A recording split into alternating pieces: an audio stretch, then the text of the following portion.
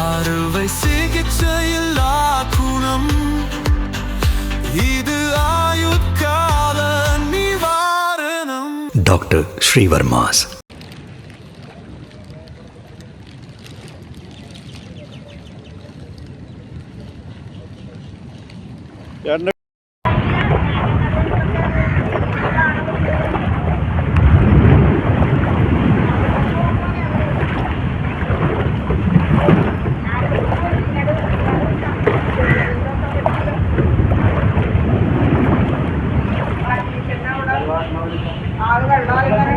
ഇപ്പൊ ഈ വാട പൊട്ടിയപ്പോഴാണ് ഞാൻ വീട്ടിലോട്ട് വരുമ്പോൾ ഒരുപാട് പോയില്ല.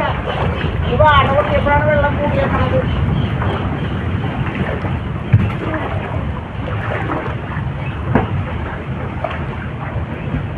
ആ ബോക്സൊക്കെ ഇപ്പോൾ വീണു പോകും.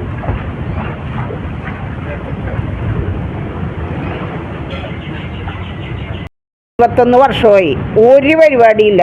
ഞങ്ങളെ കടൽ വിഴുങ്ങാൻ തന്നെ കണക്കാക്കി ഇവിടെ കിടക്കുകയാണ്. ഞങ്ങനെ ഒരിടത്തും പോകണില്ല. ഈ കുഞ്ഞുമക്കൾ ഞാനിവിടെ തന്നെ കിടക്കാൻ തീരുമാനിച്ചേക്കാണ്. എവിടെ പോയിട്ട് പിന്നെ വരുമ്പോൾ ഇതിൻ്റെ 4 ഇരട്ടിയാണ്. ഇതൊക്കെ പോയിട്ട് ഞങ്ങൾ ജീവിച്ചിട്ട് എന്തിന്? ഇതേ കൂടി ആ കടൽ ഞങ്ങളെ വിഴുങ്ങിക്കൊണ്ട് പോയിക്കോട്ടെ. ഞങ്ങളുടെ പെരുമാറിനിട്ടേക്കണ തേങ്ങയൊക്കെയാണ് ഒഴുകി പോണത്. ചിലവിനിട്ടേക്കണ തേങ്ങകൾ ഞങ്ങൾ ഇതൊക്കെ എങ്ങനെ എടുത്ത് പെരയിൽ വെക്കുന്നത് കണ്ട. ഈ ഒഴുക്കാണ് ഈ കാണണത്. ഗ്യാസ് ഒരു കുറ്റി ഒഴുകിൽ അങ്ങോട്ട് അത് പോയി. ഇങ്ങനെയൊക്കെ വന്നാൽ എന്ത് കഴിഞ്ഞാൽ എന്തെല്ലാം അകത്തോട്ട് എടുത്ത് വെക്കാൻ തരവുണ്ട്. ഇപ്പോൾ വാഷിംഗ് മെഷീൻ വെള്ളത്തിൽ കിടന്ന് ഒഴുകുകയാണ്. കഴിഞ്ഞ വെള്ളക്കയറ്റത്തിന് ഫ്രിഡ്ജ് ഒഴുകി ഒരേ കൂട്ടം ഞങ്ങൾ ഈ പുതിയത് ഒരേ ഇത് കണ്ട തേങ്ങയ്ക്കാണ് ഒഴുകിപ്പോണം. എൻ്റെ പേര് മരിയ എന്നാണ്. മരിയ പാപ്പു എന്നാണ്. ചെലവിനിട്ട തേങ്ങയാണ് ഒഴുകിപ്പോണം. വെള്ളം മുക്കിയല്ലേ മിക്സി പറഞ്ഞ് ഞാൻ ഇവിടെ കൊണ്ട്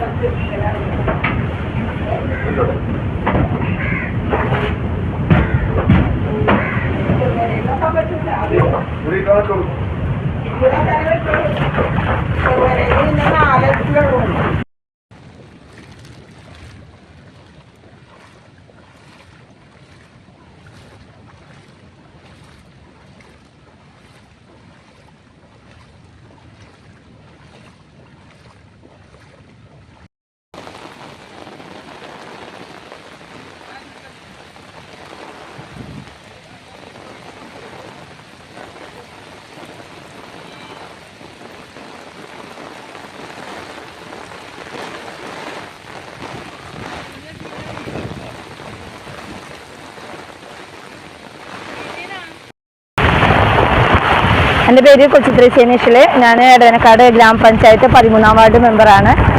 ഇവിടെ 10-25 കൊല്ലമായിട്ട് നമുക്കൊന്നും തന്നെ ഇവിടെ ചെയ്തിട്ടില്ല. പ്രധാനമായിട്ടും ഇവിടെ കടൽ കയറാൻ കാരണം എന്ന് വെച്ചാൽ ഇവിടെ സീവാളൊന്നും തന്നെ ഇല്ല. വെറുതെ കടൽ ഭിത്തി എന്ന് പറയുന്നത് ഫുള്ളും പൊളിഞ്ഞു കിടക്കുകയാണ്. ഇവിടെ നമുക്ക് 1 കിലോമീറ്റർ 13-ാം വാർഡ് 1 കിലോമീറ്ററോളം ആൾക്കാരെ ഇത് ബാധിക്കുന്നുണ്ട്. ഇപ്പോൾ തന്നെ നിങ്ങൾക്ക് കാണാൻ പറ്റും. എല്ലാ വർഷവും നമ്മളിത് പറയുന്നുണ്ട്.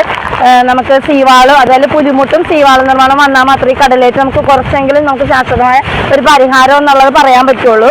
കാരണം ഇവിടെ ഇപ്പം നമ്മൾ ഒരു 10-20ഓളം കുടുംബങ്ങളെ ഇപ്പോൾ ഇവിടുന്ന് നമ്മൾ ക്യാമ്പ് തുടങ്ങാനായിട്ട് പറഞ്ഞിട്ടുണ്ട്. പക്ഷേ ക്യാമ്പിലേക്ക് ആരും വരാൻ തയ്യാറല്ല. എല്ലാവരും ബന്ധുവീടുകളിലേക്കും തൽക്കാലത്തേക്ക് മാറിയിരിക്കുകയാണ്. അവരിപ്പോൾ എല്ലാ ദിവസവും രാവിലെ എന്ന് പറഞ്ഞാൽ അവരുടെ വീടുകളൊക്കെ നോക്കാനായിട്ട് ഇങ്ങോട്ട് വന്നുകൊണ്ടിരിക്കും. അപ്പോൾ എല്ലാവരും നമ്മുടെ അടുത്ത സ്ത്രീകളെയൊക്കെ മാറി താമസിപ്പിച്ചിട്ടുണ്ട്. ബാക്കി ആൾക്കാരൊക്കെ ഇപ്പം ഞങ്ങളും ഇപ്പോൾ അവിടുത്തെ സ്ഥിതി എന്താണെന്ന് അറിയാം. ഞാനും ഇവിടുത്തെ തന്നെ താമസിക്കുന്ന ഒരു വ്യക്തി തന്നെയാണ്. എന്നാലും ഇന്നലത്തേക്കാളും കൂടുതൽ കടൽക്ഷോഭം ഉണ്ടായിക്കൊണ്ടിരിക്കുകയാണ്. കാരണം വെച്ചാൽ ഇപ്പം ഇങ്ങനെയുള്ള വീടുകളിലൊക്കെ ബാക്കിയുള്ള വീടുകളൊക്കെ ബാധിക്കാൻ ചാൻസ് ഉണ്ട്. 1 കിലോമീറ്ററോളം നമ്മൾ ഇവിടെയുള്ള ആളുകളെ ബാധിക്കുന്നുണ്ട് ഈ കടലേറ്റം. കാരണം ഇവിടുത്തെ അവസ്ഥകൾ ഇപ്പോൾ കാണാൻ പറ്റും. ഇപ്പോൾ ഈ ഇവിടം വരെ നമ്മൾ നീന്തിക്കൊണ്ടാണ് നമ്മൾ ഇവിടെ കടൽ വെള്ളമാണ് ഈ കാണുന്നത് മുഴുവൻ. അത്രയും ശക്തമായാണ് കടൽ കയറിക്കൊണ്ടിരിക്കുന്നത്.